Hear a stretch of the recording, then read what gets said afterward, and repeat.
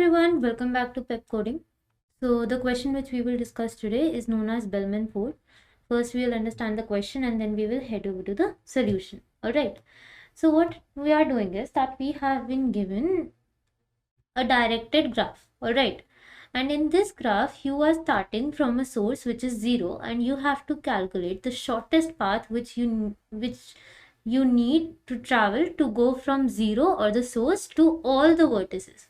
So we will maintain an array, and in this array we will store the shortest path which we require to take to go from 0 to all the vertices. Okay. Now, the next thing which we are doing is that we have taken all of these values. What are these values? An edge, its neighboring its neighboring vertex along with its edge weight. You can take any order you want and fix it. Alright, it is necessary to fix this order, and in this order only we will work. So the first thing which I am saying is that if I go from source to source, the shortest path length which I will take is going to be 0 only. Now some of us will say that maybe why only 0? Why can't it be negative when I already have edge weights which are negative? It will be shorter, it will be smaller than 0. See why. In a graph, we have something known as negative weight cycle, alright. So what is a negative weight cycle? A negative weight cycle is the one in which you always have the sum of all the edge weights coming out to be negative. Alright, so over here let's say if I have -1, -7, 0, -3, 2 and 5. So if I want to calculate the shortest path to go from 0 to 5, many of us will say why not go in the cycle, because it will give me smaller value. But the problem is, whenever you will go in the cycle, no, you will get a smaller value each time. See, for example, over here if I go for one cycle like this, it will be 2, -1, -3, -7. 2, -1, -3, -7 plus 0 plus again -1, -3 and 5. Right? If I go in a cycle once again, if I try to go in a cycle once again, I'll go back. Then I will go in a cycle again. So it will again give me a smaller value because we have negative values, right? As many negative values I will add to this, it will become smaller and smaller. So if I will want the smallest path, or if I will want the shortest path, I have to go in infinite cycles to be able to get the shortest path. Now that is not correct, right? So what I'm saying is that for that reason, we will always say that the shortest path length to go from source to source will be 0 only. So that is why I stored 0 in the path array earlier only. And on the rest of the positions, I will put infinity first. Okay, since we need to find out the shortest value, we know that infinity acts as a comparator in the way that if any element is smaller than infinity, it will be placed over there. Okay, so then now what we will do is that we will take v minus 1 iterations, where v is the number of vertices for us. Okay, so we will take v minus 1 iterations. Why do we take v minus 1 iterations? I will tell you later. Okay, till then take it as a fact and know that we will only take v minus 1 iterations. So over here if I have 6 vertices or 7 vertices or as many vertices as we have, for here we have 6 vertices, so we will move in 5 iterations. Okay, then the next thing which I am saying is that we will check whether path of u plus weight is less than path of v. Okay, obviously if I want to go from 0 to 2 and I have these vertices in between, let's say if I have to go from 0 to 3, right, this path is giving me the path weight 6. If I go from this path, the length is 3, but the cost will be 3 only, right? So it will be a shorter path for me. So I need to check that which path is giving me a shorter cost, a smaller cost, and I will update that over here. That as soon as I will get a value which is smaller than my current value, I will update it. Okay. So let us try to do a dry run on it. Let's suppose we are starting from here. Okay. So over here I have 4. So path of 4 is given to me infinity only. Is there any use to write down infinity plus 3 is less than infinity? No, right? Because anything added to infinity, if you compare it with infinity, you won't get a smaller value. So over here we have infinity. 3 also we have infinity. 2 also has infinity. Here also we have infinity. 1 also has infinity. 0 has a value. So we will see path of 0 plus, wait, is it less than path of 3? Yes.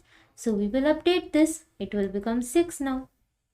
Then in the next point, 0 plus 4. Is it less than path of 1? Yes. So we will update this. And this we did for iteration number 1. Then we will move on to the next iteration. Okay. Again, 4 still has infinity. Now 3 does not have infinity. So we will check for 6 plus 2. Is it less than path of 4? Yes. So path of 4 will now become 8. Then 2 is infinity. 2 is infinity. 1 is not infinity. So 4 plus 7. Is it less than path of 2? Yes. So we will update it. It will become 11. These two will not change. Then I will move to the next iteration. It is the third iteration now. Now 4 also has a value. So 8 plus 3. Is it less than path of 5? Yes. So we will update it and it will become 11. Then path of 3 is 6 plus 2. Path of 4, it is still the same. Then path of 2 is 11 minus 2 and path of 5 is 11. Now this is less, right? So we will update this and it will become 9. Similarly, we will keep on going again and again and again for v minus 1 iterations. Okay. Now I am going to make a statement and we will do a dry run to make sure that that statement is correct. Okay. We will check whether that statement is correct or not. So over here, I'll just rub this all off.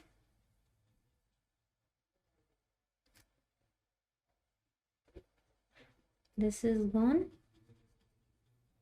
and done. Okay. What I'm saying is that for the ith iteration, the shortest path I will get will have the path length to be I. Okay. So we will try to verify this. See how. Let's check for 3 only. So if I want to go from 0 to 3, I saw that my path length should be 3. So I'm saying that it should be done in third iteration. Okay. So moving from 4, this will remain infinity only. All of these will remain infinity. So this is infinity, infinity, infinity, infinity, infinity. Over here it will change and 3 became 6. 1 became 4. Okay. Then I'll go to the second iteration. Iteration was first, now it is second. For the second iteration, 4 is still infinity, 3 is not infinity. So 6 plus 2 is 8. So this will become 8. 2 is still infinity, 2 is still infinity, 1 is not infinity. So 4 plus 7, this will give me 11. Okay. Then these will not change obviously. Now iteration became third. For the third iteration, I have a value for 4 also. So 8 plus 3 gives me 11. So path of 5 will become 11. Now over here also I have a value. This will not change since 6 plus 2 is not less than 8. Now for 2 I have 11 and over here I have minus 2. Is it less than path of 5? That is 11 only. So yes, so over here I will make 9. Then 2 has 11. Over here I have minus 8. Is it less than path of 3? That is 6. Yes, so it changed. So we saw that in the third iteration, I was able to change my path of 3 to its shortest possible path length.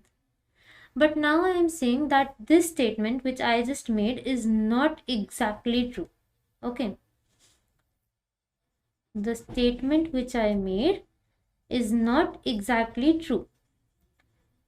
See, the update in the statement will now be that over here I am saying that I will get a path length of I in less than or equal to ith iteration. It is not necessary to have the ith iteration itself. It can be less than or equal to ith iteration. Okay. Now we will work with this also. So I took this order precisely to be able to take the previous statement. Okay, now I will change the order. Let's say I'm going to move from bottom to top for the same example. Okay, I'm moving for the same example of 3. So I moved here. This became 4. This became 6. Right? Now path of 1 is 4 plus 7. So path of 2 will become 11. Path of 2 is 11 minus 8 and path of 3 is 6. So 3 is less than 6. It updated here only. So instead of the third iteration, now I was able to update it in the first iteration itself. So this statement which we made is now correct. Okay. So this is how we will do it. We will check. Okay, for path of u, we will check for u with position that if it is infinity, obviously we cannot do anything about it. If it is not infinity, then we will check whether path of u plus weight is less than path of v. If so, we will update it with this value. Now in the beginning, I said that take it as a fact that we take v minus 1 iterations. But why would you take it as a fact, right? You need some explanation. You need an answer, a reason. So over here, let's say I have a graph. Alright. So in a graph, there are 2 types. One is linear and one is cyclic. So in a linear graph, we know that edges are equal to vertices minus 1. For example, over here also in a tree, I have 4 vertices over here and 3 edges. Right, so over here it is very easy to say that we will have v minus 1 iterations and v minus 1 maximum path length. But now when I am working with a cyclic graph, I will have something like this. And we discussed earlier only that we cannot work for negative weight cycle. And I gave you the reason also that why Bellman Ford will reject the negative weight cycle. Okay, now if I'm working with a positive weight cycle, let's say 0, 1, 2, 3, 4 and 5. I need to go from 0 to 5. I am saying that why would you want to take a cycle instead of going directly? Let's say you are saying that the path can be greater than v minus 1. But why would you do that? Why would you take a cycle if it is a cycle of positive edge weights? Whenever you will go in the cycle, you will just keep on increasing the cost of moving, right? The path will keep on increasing only, it will not decrease. So the answer which you will get will not be optimized, right? And that will be wrong. We obviously always want an optimized solution. So in case of cyclic graph also, we need to move linearly. And if we are moving linearly, we know that edges will be equal to v minus 1. So at all times, we take v minus 1 iterations only. And our maximum path length is also equal to v minus 1 at most. Okay. So now we are going to try to code all of this. Okay. Let's see how. So the first thing I need to do is that I need to create a vector of integer type and the name will be path. Okay. I was filling all the positions of it with infinity. So for int I equals 0, I is less than n, I plus plus, I am saying that path of I will be equal to int underscore max. And I am saying that the 0th position will have 0 only, right? we discussed that the path to go from 0 to 0, the shortest path possible is 0 only. So I put it over here, it will be fixed. The next thing I need to do is I need to go for n minus 1 iterations. So for I equals 0, I is less than n, I plus plus. For in j equals 0, j is less than, now j will move for edges, right? J needs to move for all the edges n minus 1 times. So I will take it to be the size of the edges array which I have taken over here. Now talking about the edges array, you can see that I have put minus 1 over here. What I have done is I have changed base 1 to base 0. And I am doing so because I want the shortest possible path. Okay. Now I need to figure out the values of u, v and the weight, right? So int of u, all of these I will get from the edges array only. So edges of j comma 0 will give me u. Then edges of j comma 1 will give me v. And edges of j comma 2 will give me the weight. Okay. Now I need to check that if path of u has infinity, right?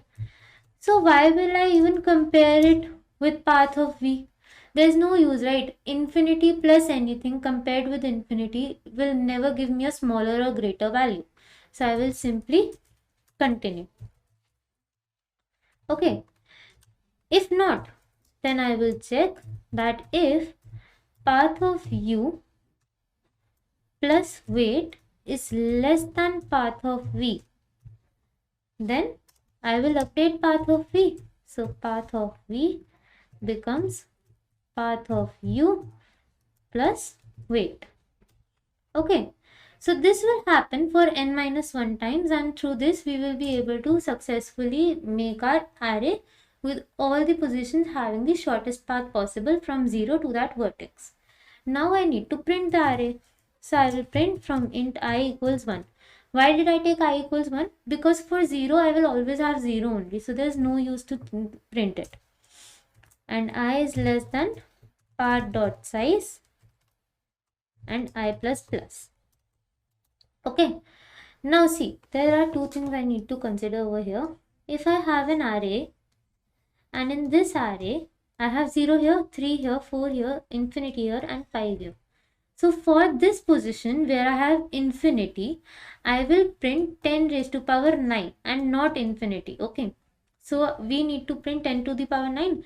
So we will check that if path of I is not infinity, then I will print the original value. And if it is infinity, then I will print 10 to the power 9. Okay. So if path of I is not equal to int underscore max, then in that case cout path of I along with a space over here. Okay. Otherwise print 10 raised to power 9. So 1, 2, 3, 4, 5, 6, 7, 8, 9 along with a space. And in the end, cout enter. Now let's try to run this. Okay, so we have an error over here. It is saying that u was not declared. Okay, so let's see. We will see what we've done wrong. Okay. Okay, see, so the error which we were getting was because of this. I put all the conditions outside of the for loop, which was wrong. We need to put it in the for loop only. Otherwise, it will not be able to check for all the edges again and again, right? Now, let's try to run this. And over here, we have a problem. Run this.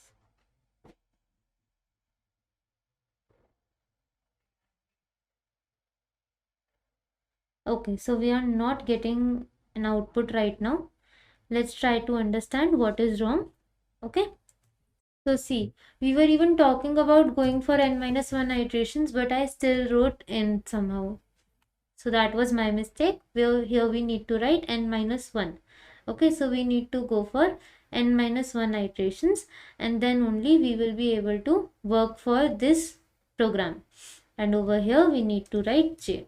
Now let's try to run this. And it is correct or it is not. It is not correct right now. We need to check again. Okay, so we have x minus 1, y minus 1. I will just tell you what is wrong. Alright, so what was wrong is that we need to put double equals to over here. Now let's try to check. And it is correct. Now we will submit this. And it is correct. So we made a few mistakes while writing the code, but I hope you understood the gist of it, and I hope you understood what mistakes were made so you don't make them. Okay, so please practice Bellman fold properly. It is an important algorithm. Also, the next question which we will solve is based on the same algorithm. It is an application of this. So practice this before moving on to that question. So thank you for watching the video. We will see each other the next time. Till then, please like, share and subscribe to the channel.